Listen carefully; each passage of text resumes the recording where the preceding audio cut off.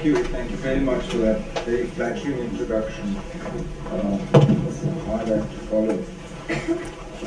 Thank you also for asking me to speak to you. When I was first approached, I was asked, would I speak on the rise of the Chinese dragon and its effects on India? And I got a bit nervous because, that title already contains the answer to the question that's implicit in it. And it includes drama, emotion, dragons, and which I suppose lawyers use drama and emotion, but you're not supposed to believe it, are you? So I thought I'd look rather at China, the world, and India. And at China, at what it is and what it's becoming, how that fits into the world, and how the world reacts to that. And then its effects on India, on our interests, and where we go with that. I suppose China's still called a dragon, even though nobody believes in that mythological beast, because of the awe and the disbelief that over 3 decades of 10% plus growth in China create in the rest of the world. And the consequences, I think everybody knows about, the world's manufacturing hub, the world's largest GDP now in terms of PPP, according to the IMF itself. Sometimes the Chinese deny this, by the way. They keep saying we're not that big.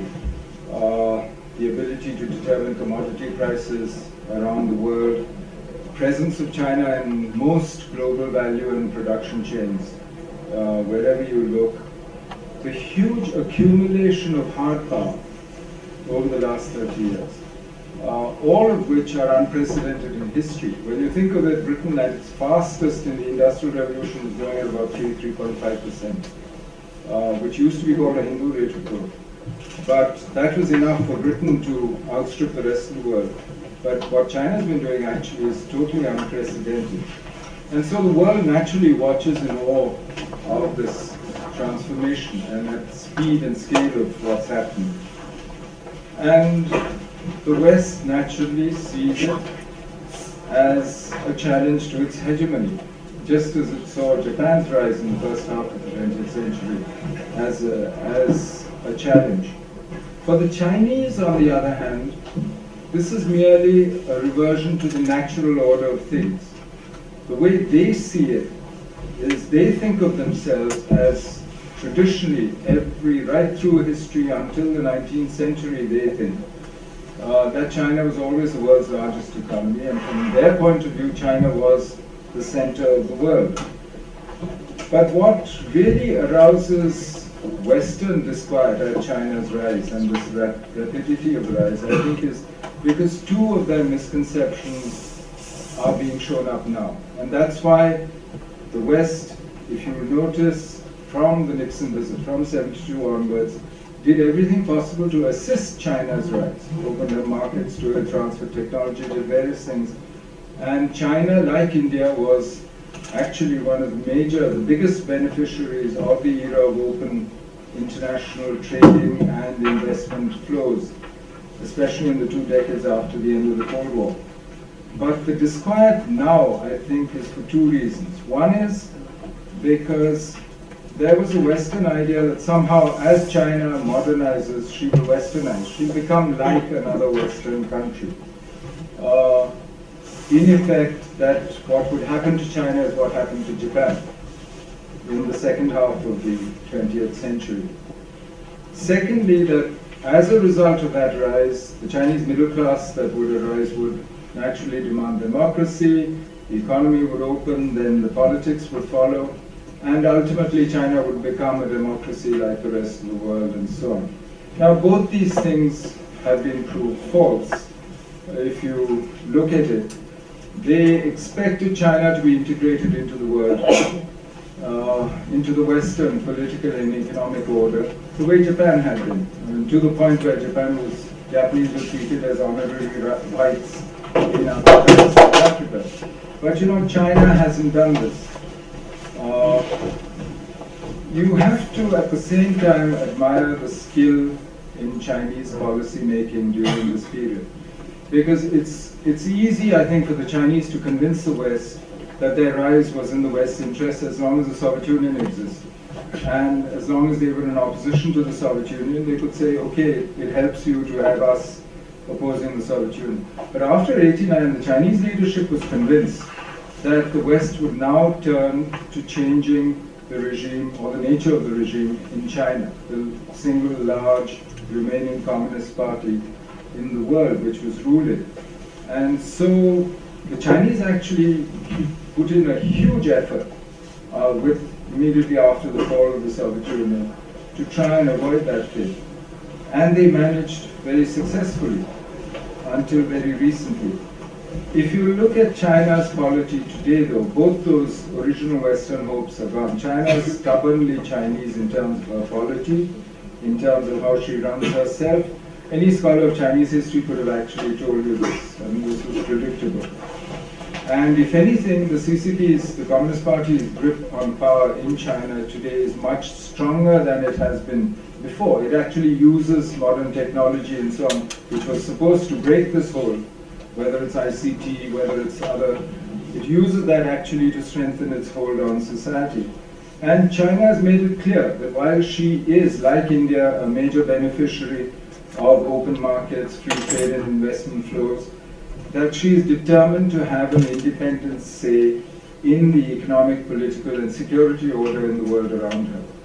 So her goal that she has declared for herself and that President Xi Jinping has now declared is what she calls the 200th. One is on the 100th anniversary of the Communist Party of China, which is 2021, and the Communist Party will be 100 years. By that time, to become a moderately well-off society, as they define it. The other is by the 100th anniversary of the People's Republic of China, which means 2049. By that time, to become a fully developed nation. So, what she's doing in order to achieve that is she's trying to shape the periphery around herself. She's also using her economic strength to build institutions, connectivity across, to consolidate the Eurasian landmass. She calls it One Belt, One Road, the Maritime Silk Route.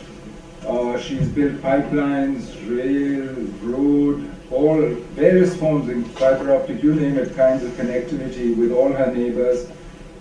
And she saw a moment of opportunity in 2008 when the financial crisis hit the world. And they thought this was the moment when the West was going to be busy, entangled in trying to recover their own economies. They were entangled in Iraq, in Afghanistan, subsequently North Africa, Syria, you name it. 10 years ago, every one of China's neighbors except one traded more with the US than they did with China. Today, every one of China's neighbors, including really close US allies like Japan and Philippines, all trade much more with China than they do with the US. Russia looks to China to buy commodity and oil and gas exports on which the Russian economy depends. Even in the US, which is China's main strategic competitor, their economy is intimately linked to the Chinese in a way that was never true of the US and the Soviet Union when they were the competitors. And with the One Belt, One Road and other proposals, China has also tried to add now various institutions. There's an Asian Infrastructure Investment Bank, which we've also joined. There's the BRICS New Development Bank. She's promoting the use of the renminbi as an international trading currency, and by one account, almost 30% of China's foreign trade is today settled in her own currency. Since she is the world's largest trading nation, that means something. It's going to join the SDR basket this year at the IMF. And she's taking, in other words, she is already building an economic order of her own in the Asia Pacific, in the region that is most crucial for her, which is also our periphery, by the way, and so therefore crucial for us. So this will have global impact. The Asia Pacific is the center of the world, center of gravity of the world economy. This is where world growth, where world trade, activity, and the locus of political contention is today. So that economic order is already built, is building actually. The problem is, therefore, is a slightly different one. Internally, the rapidity of China's growth gave the CCP legitimacy, gave the Communist Party legitimacy.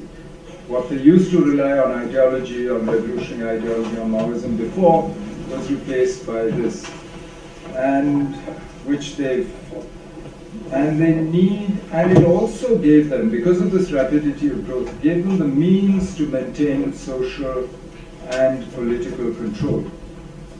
You could co-opt elites, you could, the only time when there was a real crisis or a real political threat to the stability of the regime was really in '89 during Tiananmen, and you remember when the leadership itself was divided, when reform had not yet produced the results that were enough, inflation was running at 27%, but subsequently the rapidity of growth after that and the success of Deng's reforms has really made a repetition of such events unlikely, even when the leadership was very divided 2 years ago when Po Xilai and the others fell, for instance.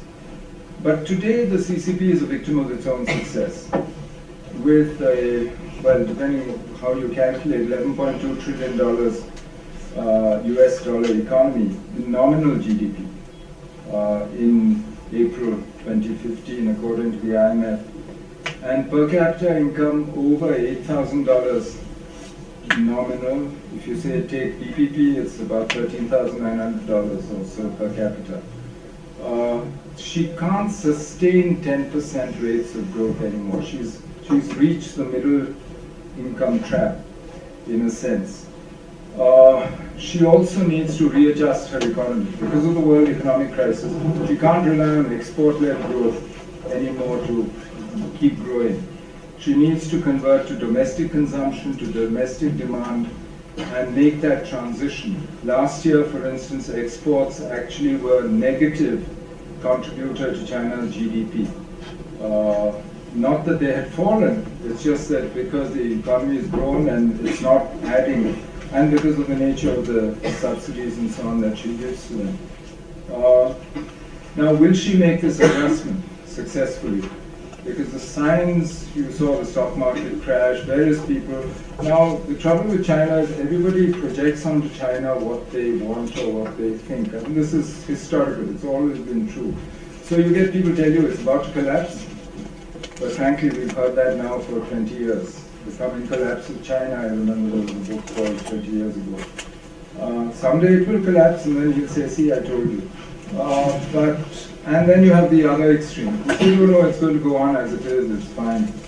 The fact is that the Chinese authorities, as a command economy, they have measures available to them, administrative and other measures, not just the fiscal measures which a normal market economy authorities have, so that they can actually handle a transition or an adjustment and a slowdown also. Probably they have a better chance of handling it smoothly than, let's say, a traditional market economy which relies only on fiscal measures. I mean, you've seen the problems after 2008. If you look at it, interest rates have been at zero, but in the West, but they really haven't had much effect in pushing growth back up. So my own sense is that with a command economy like that, they can probably bring it down to somewhere between 3 to 5% and keep it growing at that. That will be painful, there's no question, because when you're used to a rich diet of 10% growth and everybody's incomes are going up together. But don't forget that even 5% means that in every couple of years they're adding India's GDP on top of their existing GDP. And these are, if you want for purposes of comparison, the same IMF series shows India's GDP for April this year at 2.58 trillion US dollars nominal and 8.4 in PPP terms. So that is one big problem that they face internally. How do you maintain legitimacy? If your legitimacy is based on 10%, 7%, there's a huge argument. Does legitimacy drop below 7? Does it drop at 5? Does it drop at 2? Where does it go? Secondly, the social consequences of this kind of rapid growth of 3 decades of 10% growth, the party's ability to control individual lives, thinking, is today much less than it ever was before. And that's a normal consequence of growth, but the ICT revolution has helped. And no matter how much you try the Great Firewall, ultimately there's a limit to what you can control. So you have a very strange situation. You have today, for instance, the Communist Party trying to co-opt Buddhism. And Buddhist priests in China, monks throughout China, are actually government servants. They get a salary today. And all this in the last 5 years. They're looking for other ways of managing society, and they have to fall back on some quite innovative ways. I mean, you wouldn't expect ideologically a Communist Party to do something like this. But they're willing to do that. They're willing to actually look outside what is normal and what is expected. And it's looking for new sources of ideological legitimacy.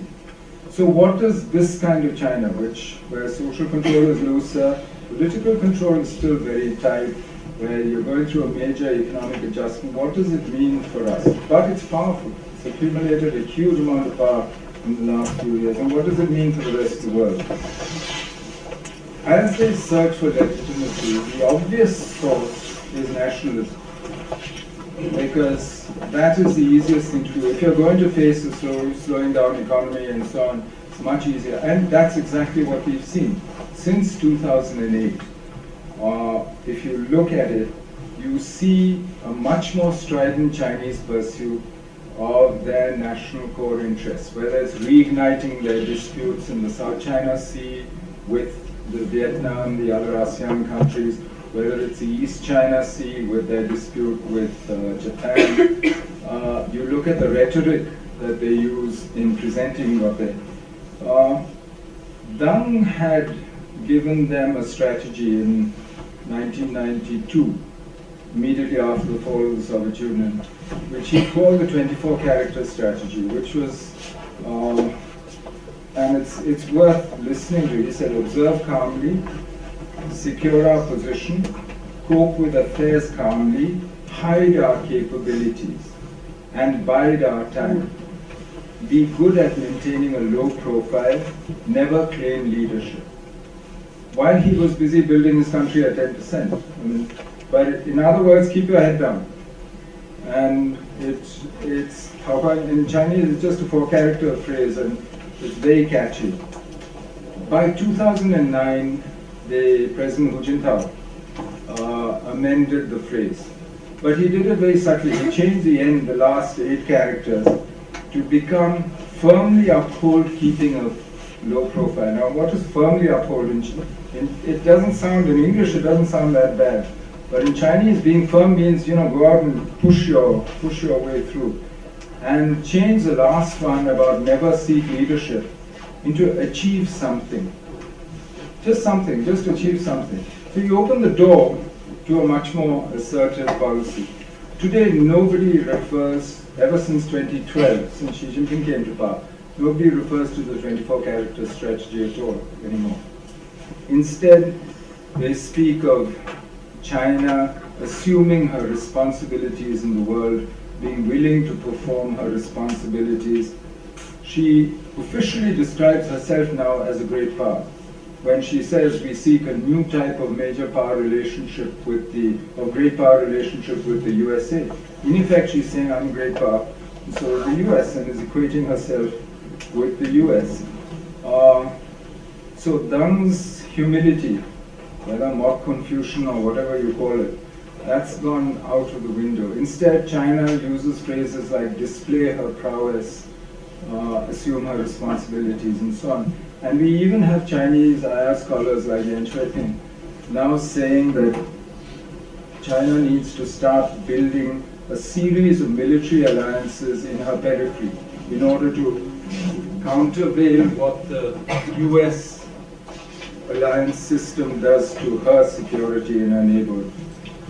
And she has the means now, thanks to her rapid growth, to actually follow a much more aggressive. She's had double-digit defense budget increases for over 25 years.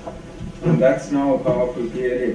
In effect, she has a military force today which can give pause to the sole superpower in her immediate vicinity, and can certainly ensure dominance against all but 3 of her neighbors, and the 3, Russia, India, Japan. But apart from that, with everyone else, there's no question. So, as I said, she's reignited her maritime disputes, and she's begun a much more muscular defense of an expanded definition of her interests. So, what does this mean for the world? And we said we look at how it affects the world. Again, you get both extremes. You get people writing books called "When China Rules the World," as though that's inevitable. It's going to happen. There are still also books predicting collapse. The moment the stock market collapsed, everybody said, "Finish. See, it's all over. We told you." But logic, Chinese history, geography, and China's present condition all suggest that the truth is actually much more complex than just either all or nothing. There is today an industry explaining China's behavior by referring to her history, the so-called tributary system that she thought she was running. And there are a lot of ancient Chinese barbarian handling manuals which are trotted out every once in a while to explain Chinese behavior. And it's true, China has a very well-developed tradition of statecraft stretching back 2,500 years at least, like India. But unlike India, China's is essentially a history of statecraft within a closed system of states, which were ethnically, ideologically similar, if not identical. Now that's a closed world within which it operated, and the way it dealt with those who were outside the closed world, the barbarians, was to acculturate them, to civilize them, to teach them Chinese ideology, to make them Chinese. And they did this to successive dynasties. The Manchus were only the last, but right through, all the way back to the Tang and so on. So, in a sense, they never had to deal with an equal. And this was a closed system of thought within which you could run this self-serving system actually, which said we're the center of the world, we know best, our civilization is the best, there's no equal to this, and so on. The only time the world was more complex for China was really when they were under the Mongols, when they had to deal with other countries which treated them as equal. But that never entered into the way it was, which is why the shock of contact with the West, and a technologically and militarily superior West in the 19th century for China was much worse than it was for Japan or for India. We were used to outside powers dealing with other powers who thought of themselves, had maybe different ideology, different idea and so on, but we were used to dealing with this situation and of how to assimilate, how to adjust, how to negotiate. You read Kautilya, he has a whole theory of how to deal with but that's not true of Chinese statecraft. When you look at when you're reading what they assume that the other is part of their own ideological universe. And therefore what happened was the Chinese, because of the shock of the 19th century, the Opium War and what followed after it, they built a narrative now for themselves of a century of national humiliation. And they now actually use this. The regime uses this as part of its legitimacy. They've also, the 19th century and that experience has also left them with a fear of barbarian encirclement and a very strong drive to status or face, if you want to call it, and to power, so that they can eliminate the century of national humiliation, which they keep using. Xi Jinping himself keeps using this phrase. Sun Yat-sen once said that China's 19th century fate was much worse than India's, because he said India was the favored wife of Britain, whereas China was the common prostitute of all the powers, or some such words to that effect. So the goals that China pursues today in the international system include the status goals of face and also the goals of power, because that they think is the only way to avoid, to eliminate that humiliation and to avoid that humiliation in the future. And the CCP argues that it's only the Communist Party of China which can do this. This is why it becomes so important for them to say that we won the war against Japan. We, the Communist Party. The Kuomintang didn't even fight, even though the Kuomintang lost many more troops than the Communists did. And they forget about what the US and anybody else did. But they say we won the war on September 3rd, and they have a separate anniversary today. Now this is a very different narrative from, say, the Indian narrative of nationalism. And it's also, if you look at the way it's constructed, based on humiliation, based on it, it's also even different from those elements in the Indian narrative where there are people who argue that, oh, we should be ashamed of the past and so on. But that's a minor part of our narrative, our national narrative. Taken together, the history, the trauma, and this long 19th century left China very self-centered, touchy, lonely, because there's no other bars that she can see like her, and seeking respect. And these are really actually heightened by the effects of geography and by China's present condition. Because unlike the US, which is protected by two of the world's largest oceans on both sides, can be isolationist, can retreat behind them, and is not used to a direct physical threat to herself, which is why 9/11 was such a shock for them psychologically. China is in a very crowded neighborhood, 13 land neighbors, and has only two allies among all those, Pakistan and North Korea.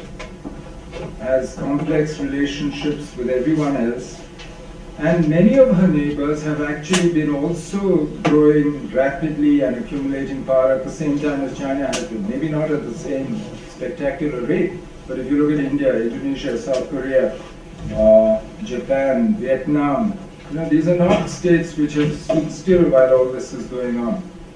So the rising nationalism in China has led to a steady worsening of her relations with many of her other neighbors.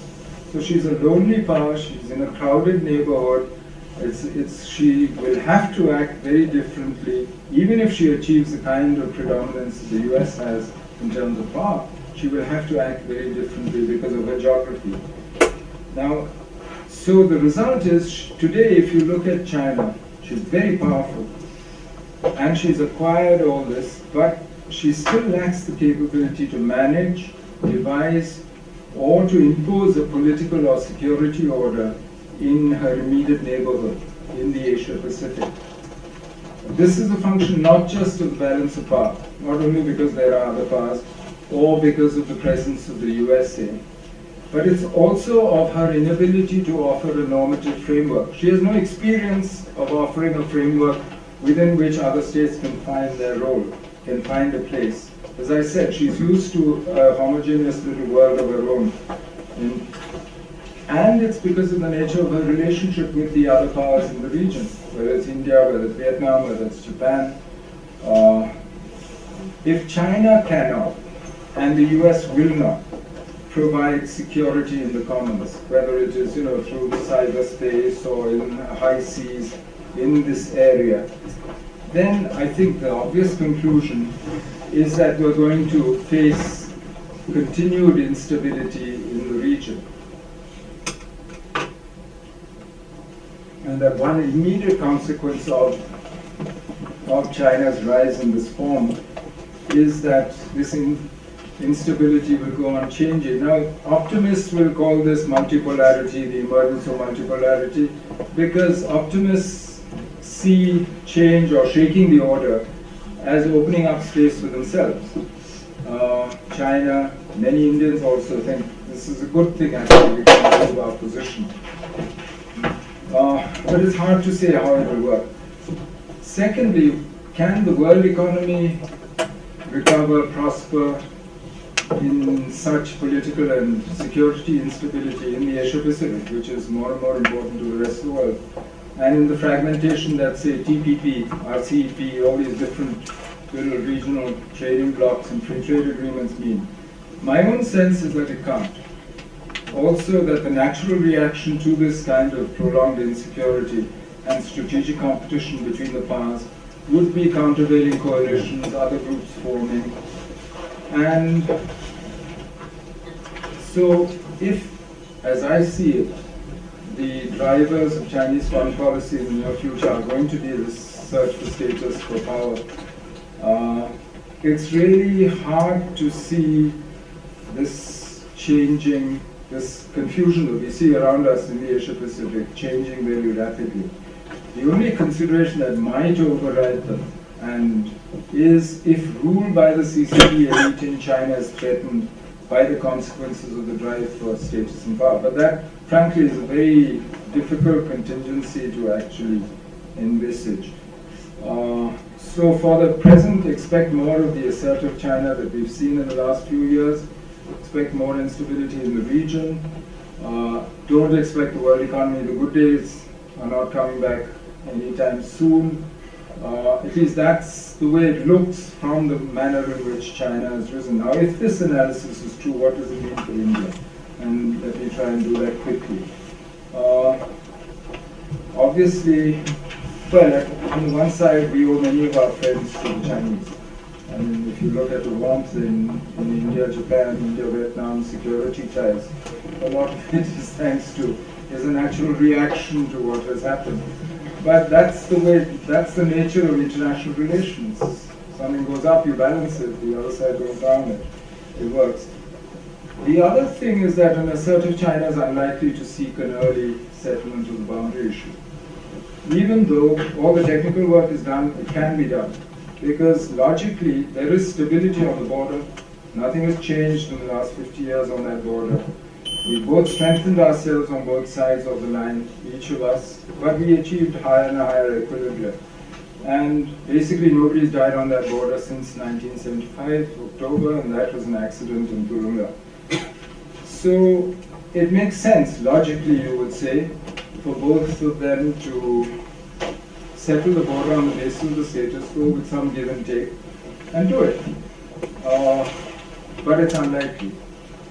Because of China's other interests, because if nationalism is the source of your legitimacy, you can't be seen to be giving away territory which your predecessors didn't give away.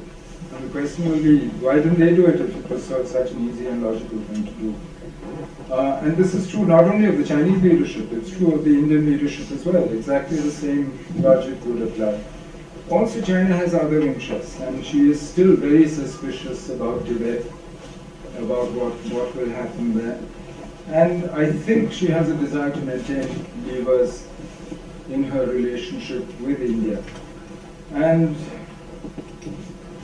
it's also, if you look at it, China's other purposes have made Pakistan even more crucial. You've seen how China has invested in Pakistan for $6 billion in the. This is a whole new level of commitment. Whether it's to China, Pakistan's nuclear program, weapons program, which again depends on the Chinese.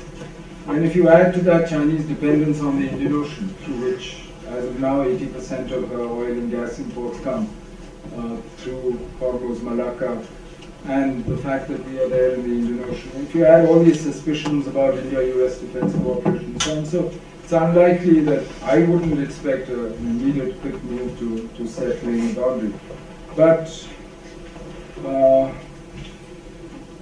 there is more to the relationship anyway than the boundary. And frankly, the salience of the boundary, since we have managed to keep it calm since the 1993 agreement and we've done CBMs, is really much less in the relationship. I mean, when I first went to the embassy in '74, we used to spend 90% of our time working on the boundary and arguing with the Chinese about it and so on. Now, frankly, it's down to below 5% because there isn't that much to do. There's so much more to the relationship. China is now our largest trading partner in goods. If you add services, it's the US, but in terms of goods, it's the largest trading partner. There are 11,000 Indian students studying in China today, which is a huge number if you think of it. We have mechanisms to deal with things like transborder rivers, the other issues that bother us, and we actually work together in multilateral fora on WTO, climate change, and so on. So the prospect is that really that even if we don't settle the boundary, there's much to be done and addressed bilaterally, and we will continue to work together where we can. But fundamentally, we have a relationship which has both elements of cooperation and competition, all at the same time. And that is true, that duality is true even of our core interests. If you look at maritime security, for instance, we both have a common interest in keeping the Indian Ocean open to free flows of trade, energy, and so on. But neither of us wants the other one to control it. We will oppose the other if he tries to control it. And we get very nervous about the other one's presence. China very nervous about our presence in South China Sea, we about Chinese presence. You saw how we react neuralgically to what if they send a submarine to Sri Lanka and so on. So you have this sort of duality in the relationship. You compete, you cooperate, and you do it all at the same time. It's not going to be a simple, easy relationship. And the rest of the world can only be a limited enabler in this. Ultimately, it's between the two of you. The rest of the world actually uses India-China competition for their own purposes. I mean, no matter whether they're big like the US or small like Nepal, they will use your, whatever you're doing, to try and get what they can out of you, out of the Chinese. Same with the US. The US does exactly the same, wants to be balancer basically between the two of you.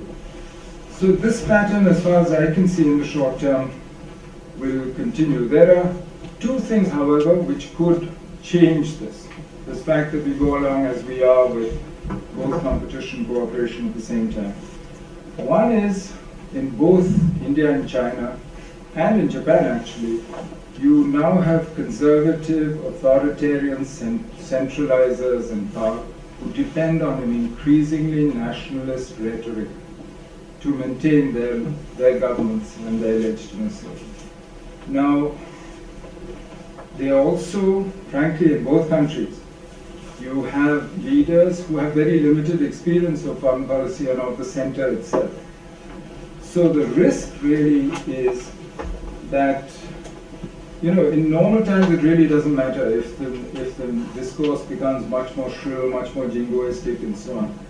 But for leaders like that to do the give and take that's needed, not just for a settlement, but to maintain the peace when you are both competing, and that also becomes difficult. That's one source of potential risk, if we allow that to get out of hand. The other risk, frankly, is the gap between perception and reality. Because when I look at what's said about China and India, it doesn't reflect the reality of what there is in China. It's the same in China, frankly. Maybe to a lesser extent, because they say less about India, but what they say about India doesn't bear any relationship to what India has become. Now, this is dangerous. The last time this really happened to us, where this gap between perception and reality grew, was really in the 50s, where we had an ideal construct of what China was and we acted on it. Chinese had a construct of what we were and acted on it, and we ended up in conflict. Now, I'm not saying that we are about to end up in conflict today. I'm just saying it's dangerous if we don't understand what the other one is doing, what the other one is like, and why the other one thinks certain things and does certain things. It's very important. And that, I'm not sure that we are doing enough of. I think it's much easier to, 140 characters, a soundbite on TV. These things reduce complex relationships, as I said, where you compete and cooperate at the same time, into caricatures. And it's very dangerous to act on it, because people act on what they believe. And if states start acting on wrong perceptions, I think there's a real risk. But I don't think we're in that situation today. And let me be clear, I actually think there's a huge opportunity in the relationship today because of our capabilities and so on. But the risk is if we think of China as a dragon, which is a mythological beast and doesn't exist, and base our policy on that, then I think we're guaranteed to fail. Thank you. Thank you very much.